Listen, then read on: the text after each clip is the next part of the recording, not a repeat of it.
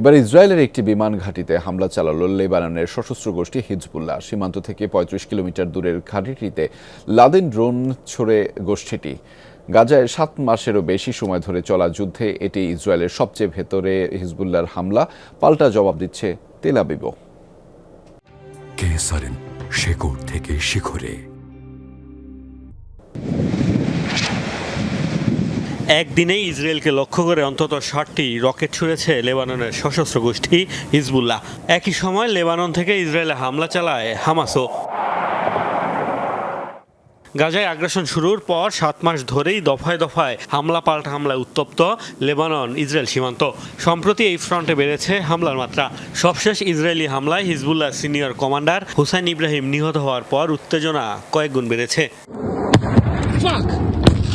এদিকে Hezbollah Israel সংঘাত এখন আর সীমান্ত এলাকায় সীমাবদ্ধ নেই। সীমান্ত ছাড়িয়ে দেশ দুটির আরও ভেতরে বাড়ছে হামলার পরিধি। বুধবার ইসরায়েলের ৩৫ কিলোমিটার ভেতরে গ্যালিলি শহরে একটি বিমান ঘাঁটিতে হামলা চালায় হিজবুল্লাহ। চলমান যুদ্ধে এটি ইসরায়েলি ভূখণ্ডের সবচেয়ে ভেতরে হামলা গোষ্ঠীটির। ক্ষয়ক্ষতির তথ্য না দিলেও হামলার কথা স্বীকার করেছে তেল আবিব।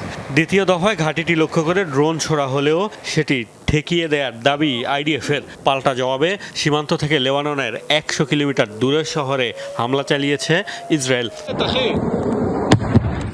ময়দানে উত্তেজনা তো বাড়ছে, চলছে হুমকি ধামকিও। দুদিন আগেই গাজায় আগ্রাসন বন্ধ না হলে ইসরায়েল বিরোধী পদক্ষেপ চালিয়ে যাওয়ার হুঁশিয়ারি দিয়েছেন হিজবুল্লাহ প্রধান হাসান নাসরাল্লাহ।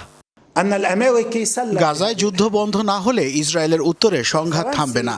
ইসরায়েলের বাস্তুচ্যুতদের জানিয়ে দিতে চাই, সমাধান চাইলে সরকারকে গাজায় যুদ্ধ বন্ধ করতে বলুন। আমাদের লক্ষ্য গাজায় আগ্রাসন বন্ধে ইসরায়েলের উপর চাপ তৈরি করা। হামলা চালিয়ে সেটি করছি আমরা। মিশর সীমান্তবর্তী রাফায় অভিযান শুরুর পর হামাস যোদ্ধাদের প্রতিরোধে ব্যাপক চাপে পড়েছে ইসরায়েল।